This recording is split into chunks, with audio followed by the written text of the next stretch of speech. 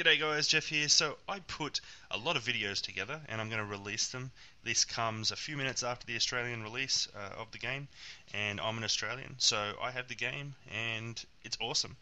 Check out the description for the time codes to each of the different videos that are in here, and I'm sure you'll enjoy all of them. Anyway guys, until next time, see ya. G'day guys, Jeff here. So first play of Black Ops, I literally bought it at the midnight release, hardy ha.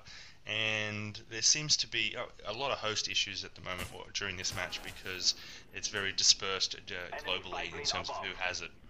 And yeah, this is no different in terms of Modern Warfare 2, where you have to wait till you can customize your classes or even use all the default classes.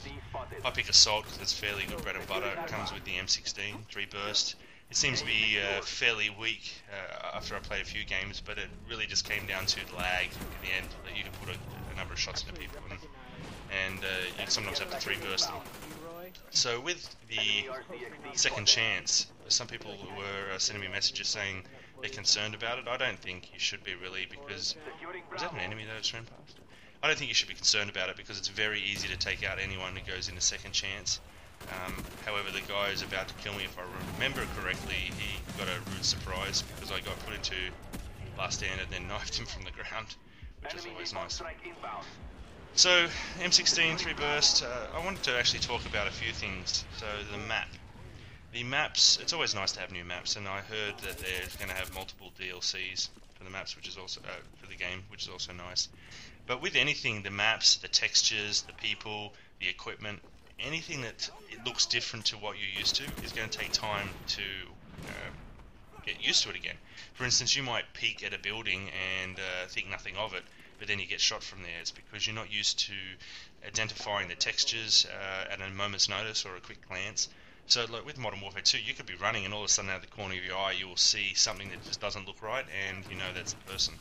So don't be put off with the maps and the way you're getting shot and whatnot. There is one map that has some peculiarity with it, and that's Nuketown. You may have seen it in the GameSpot video that I posted on the Harper channel recently. But Nuketown is interesting. We'll talk about that. Juicer and I will do a dual commentary on it shortly, even tonight perhaps. And yeah, so just give the maps a go. It'll be nice. There'll be a lot of maps. They're large, small. It suits every style of gameplay. Snipers. So let's cover snipers for a second. Quick scoping is definitely going to be a lot harder. Not that I'm a quick scoping expert, it's just that I know now, I confirmed it when I got the game in my hands, that when you zoom in, there's a randomized aiming. So even if you aim perfectly, like on a doorknob, perhaps, when you aim down sight again, it won't be on the doorknob. It'll be randomly below it, usually to the left or the right, and that randomizes over time. So quick scoping is definitely going to be harder. There's a lot less snipers in this game. I'm going to talk about knifing. It's almost like, I'm not complaining about it yet, but it's almost like everyone has commando to a degree. The knifing hit registration is very simple in that you can kill someone for a long distance away. There's no teleporting to knife someone. But what I do want to point out is that anyone who uses a tactical layout, which is my preferred gaming style, is at a major disadvantage. It would be awesome if you could remap the knifing button on tactical to be like underneath the controller or whatnot. I know some people have spoken about that in the past, but being underneath the controller, that'd certainly be an improvement. So leave a comment if you consider that to be modding, if you were to change your B button, for instance, to be accessible by your fingers underneath the controller instead. But yeah, tactical is a major disadvantage to knifing. You'll find out for yourself. In terms of the economy system, I'm really digging the economy system. So what I mean by that is that you earn your COD points. You probably all know about this, and then you can choose which perks and options for your gun, camo, reticles, whatever, and it costs money to effectively put on. The other thing I like about the game is that the pro perks are actually going to force you to play other game types. For instance, Ghost. You can't get Ghost Pro without planting the bomb 10 times in Demolition, Sabotage, or Search and Destroy. So I jumped into some Demolition with some guys to get Ghost Pro. And then when you unlock Pro, well, there's the RC car death. When you unlock Pro, you end up having to pay for it anyway, which is another thing. You need to keep your points going. So if you do a lot of heavy customization, you are going to end up being out of COD points unless you roll with a team that wins a lot. Some of the people have been saying RC car is going to be funny. You could hear it from a mile out, and you can shoot it while it's going towards you. Sometimes it's very difficult, and here's me just getting owned as I'm trying to get used to the map. So sometimes it's harder to shoot it where it's fully racing towards you, but if you hear it, and it gives you a verbal warning that it's been seen in your area as well. So if it's been seen in your area, you keep an eye out for it. I'm really digging the equipment. So the equipment is what you can use like jammer or motion sensor or C4 or Claymore, whatever it is. I'm really digging the use of that because that can really dictate the difference in a game. Also the grenades, the special grenades like the Nova gas. I have some really good uses for the gas and a few other equipment pieces. I'll definitely bring that to the channel in little tidbits to give you some strategy or some hints about how best to use it. And I think you might be surprised at what you can do with some of the equipment that I found, especially decoy. Yeah, Nova gas and decoy, they're my favourite at the moment. So I want to also cover dolphin diving while this game's coming to a close. Dolphin diving, we're going to lose this one, easily lose this one. But with dolphin diving, I would say that you don't really have to be too concerned about it. You still have people who shoot and jump around corners, or jump around corners and shoot, I should say. And you still have the people who will try to drop shot you. And drop shotting is still fairly effective. When you're sprinting and you try to drop shot, that's where you won't be able to... Oh, that was nice. When you're sprinting and you drop shot, that's when it will do the dive. However, if you're already out of the sprint and you do a drop shot, it will drop down. So it is available to do if you're no longer, if you're recovering from your previous sprint. So if you're running marathon, you can't drop shot at all, which is quite nice. Unless you're walking, that is. If you're in sprint mode, it does the dolphin dive. So we lose that. There's a few other things I want to cover. We'll get to that later. You might see some of the... I'll leave the screens on so you can see some of the points that come up. Now the final kill cam, or final round kill cam, it shows that in every game type, so you always get to enjoy the last person who died. So that's a nice touch as well. One last thing while we're waiting for the time, I did go positive. I went 15-11, which is nice for a first play. One thing I want to cover is that I'm not really digging the fact that when you look at a domination flag or a bomb and you aim down sight, it zooms out, so you think it's pulsing and you think that it's you might be losing it, so it sometimes tricks you a little bit. But again, it's just getting used to the mechanics of the game, and I'm sure you'll love it. Anyway guys, until next time, see ya.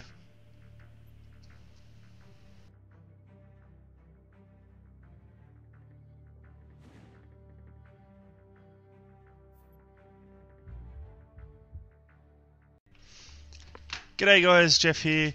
So I'm actually going to run you through the classes that I recommend using first or progressing towards in terms of perks, because there's a few situations that present themselves that make it a lot easier to get the pro level of a perk, and I'll get into that more in a second. So let's go ahead and reset this class back to the default, and I'm going to pick Assault.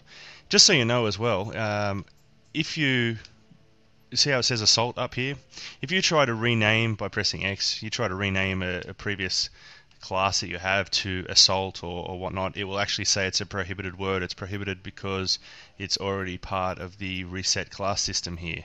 So just go ahead and reset it if you wanted to call it Assault. So let's pick up all of the things that are part of the default Assault class. Now what you see here is not correct. By default Assault class, I'm talking about the one that's pre-made for you. So it has Scavenger, it has Steady Aim, and it also has Second Chance. So to get a pro perk, and the rest of the equipment's right, the gun's right. So to get a pro perk, let's just have a look at my SMG class here. And we'll go down to perks. So if I go to lightweight and press X on there, I can view the challenges. There's multiple challenges for each pro perk, and some of them require you to run different game types, and we'll go through that in a second. So this one is melee kills, 15, fairly simple. Escaping death 5 times, yep, fairly simple. This one's an interesting one. You get 10 offensive medals by killing them near their objective. That means you've got to quickly get there and kill them near their objective to get this. Now, lightweight seems pretty easy. But let's pick something like Flak Jacket. Flak Jacket has, thrown back enemy frags. Yeah, that's reasonable because the frags are very strong in this game. Plant or defuse 10 bombs in demolition, sabotage, or search. Yep, that's fair enough as well. And I might point out that Ninja has the same requirement, and that is plant the bomb 10 times in demolition, sabotage, or search. So if you're going to play some demo or whatnot, I recommend demo for it. Ninja and Flakjack is what you can work on. But let's get back to the point of the what perks to open up first.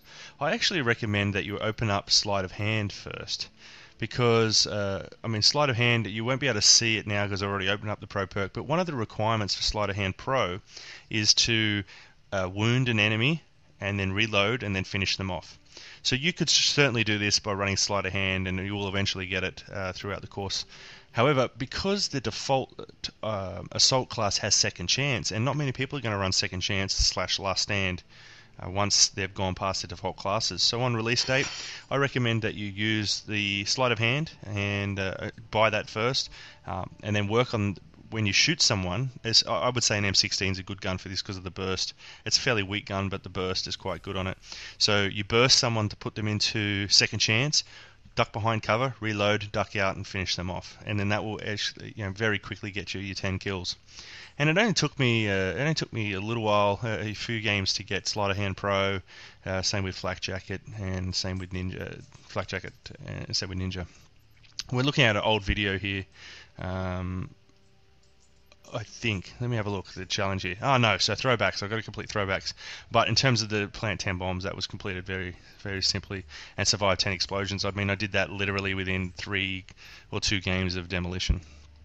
I think I got 7 plants in one match and then 3 in the other. We just let them defuse it and then we would replant it so we could keep on pushing through there. Okay, the other thing to talk about is Ghost Pro. So Ghost Pro keeps you hidden from spy planes. That ends up being a good one for your first perk. For your second perk, as I was saying, you should work on Sleight of Hand. And for third, you might want to give Ninja a go, unless you want to be a run and gunner or whatnot. And anyway, so while we're here, let's just go through my flak jacket and some of my recommendations. So you want to get to the objective quickly. So my third perk is a mix between Marathon and Tactical Mask. I'm running Tac Mask at the moment because I'm just ranking that up, as you can see.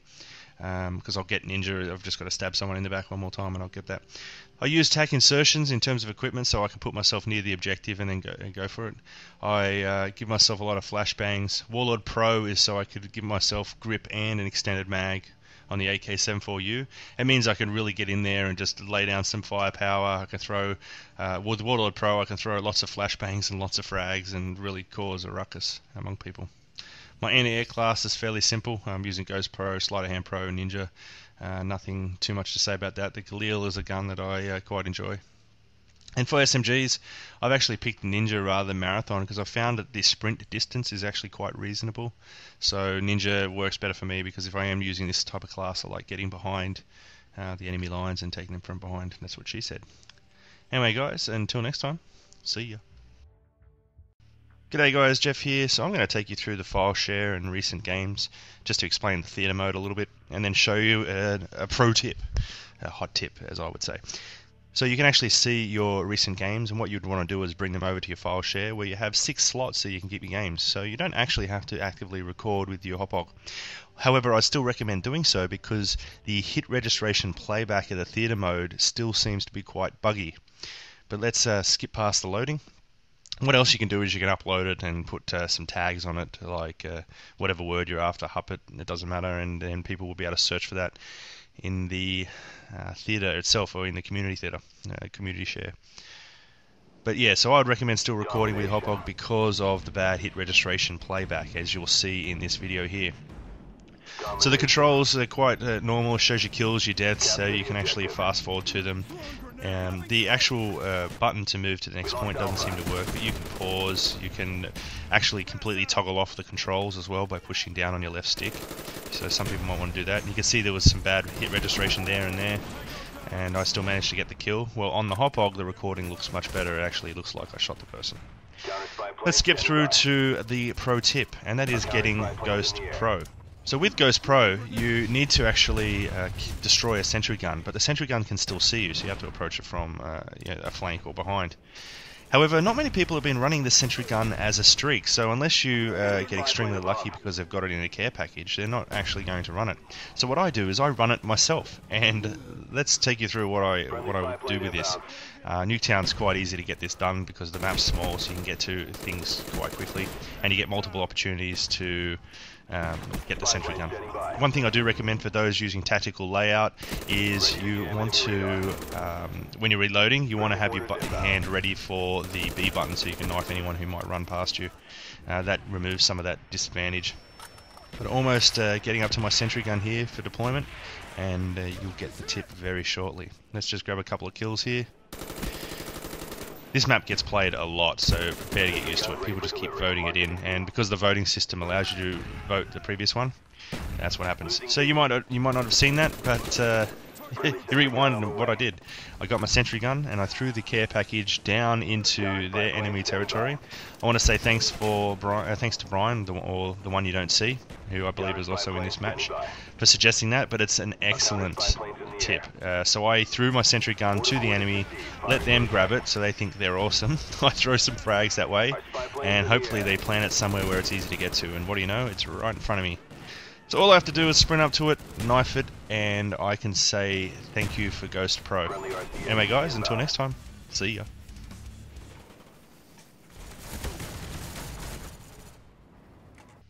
G'day guys, Jeff here. Many people have asked about the player card and clan tag, so let's have a look at that.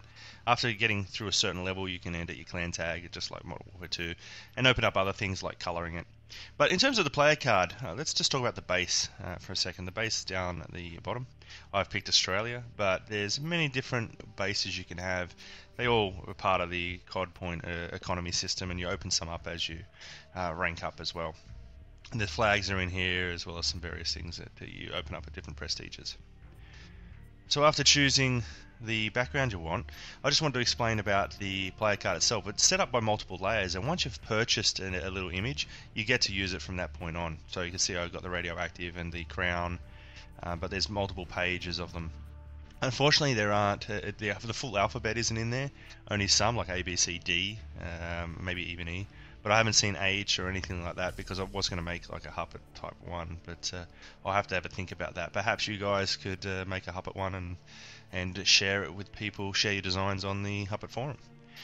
When you edit an actual element, you can change the color, you can resize it, you can move it around, you can rotate it. You could do whatever you need to do with it, as well as layering it on top or below each other as needed by moving the image around. The only thing I do not like about this that I think they'll fix is that when you make a change, you don't see that change until you save and quit. That's very annoying for the people who are perfectionists like myself, so it's going to take some time to get the kind of image and look you want through this. I'd recommend that you work on a blank or a simple back-end canvas first, like instead of the Australia you would use just a simple one, and I think that might help you out a little bit. Anyway guys, that's all. Until next time. G'day guys, Jeff here. So I played a few wager matches with Bash LOL and Justra and the one you don't see, all rocking the Huppet clan tag and all YouTubers. So for this particular match I did well, obviously that's why I'm posting it. And One in the Chamber is an actually interesting game that I like. The spawns are pretty close to each other, you have a number of lives and you only have the one gun. So I'm just removing the theatre playback mode there. Forgot where I was on this map, but sorted it out pretty quickly. You really need to line up your shots for the first one, and you need to also be aware of not to double tap an enemy. If you knife someone, you maintain your bullet, I think, so you end up getting... You still have the one bullet, but you know, it is counting as a kill, so you remember that. For here, make sure you line up your shots. So if you see two people are attacking each other, take your time in shooting. Now my mistake there was the double tap. I'm used to doing the double tap. It actually absolutely ruins me, but hopefully I can get someone with a knife. And a jumping knife always works well in this game, I've noticed. So I got my bullet back. And this was a really quick match in the end, and I would think that I was probably host, even though I was on target for most of my shots.